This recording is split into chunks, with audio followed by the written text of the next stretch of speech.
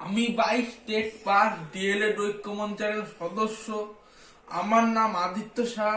আমি উত্তরবঙ্গ থেকে যাচ্ছি আমাদের বিকাশ ভবন চলো অভিযানে। বিদেশদা যে অভিযানে ডাক দিয়েছে, আমি সেই অভিযানে যাচ্ছি। আমি আশা রাখি যে আমাদের যে এর আগে যে আন্দোলন হয়েছিল তার থেকে যেন জমায়েতটা দ্বিগুণ হয়, দ্বিগুণ থেকে দ্বিগুণ। তাহলে আমাদের সবাই মিলে যদি বিদেশদার সাথে থাকতে পারি, আমরা সবাই মিলে বিদেশদার সাথে থাকতে পারি, তবে আমাদের একদিন 50,000 ভ্যাকেন্সি স্বপ্ন পূরণ হবে। তাই আমি আশা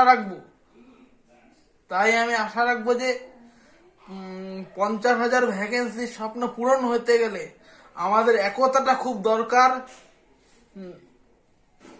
তাহলে আমাদের একদিনকে 50,000 ভ্যাকেন্সি স্বপ্ন পূরণ হবে। তাই আমি বলছি যে 2 তারিখ আমি যাচ্ছি। আমি যদি পিএইচ হয়ে উত্তরবঙ্গ থেকে আমার বাবাকে নিয়ে আসতে পারি, হবে তোমরা চেষ্টা করলে সবাই মিলে আসতে পারবে। তাই আমি আশা রাখবো যে 2 তারিখ সবার সাথে দেখা হচ্ছে। যদি 50,000 ভ্যাকেন্সি আনতে হয়, তবে আমাদের সবার একতাটা খুব দরকার।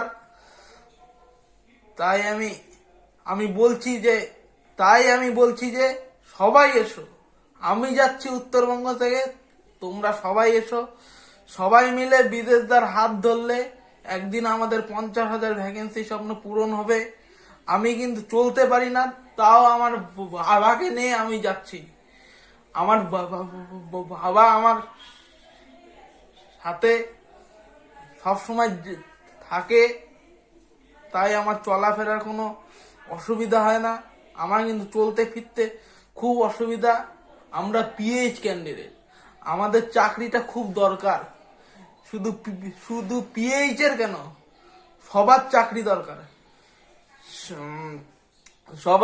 সবার চাকরি দরকার। আর সবার বাড়িতে মা বাবা আছে, আর প্রত্যেকের মা বাবার চোখের জল আছে।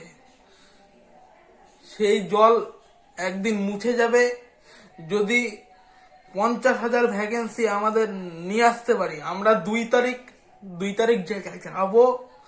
50,000 ভ্যাকেন্সি না দিলে আমরা উঠবো না।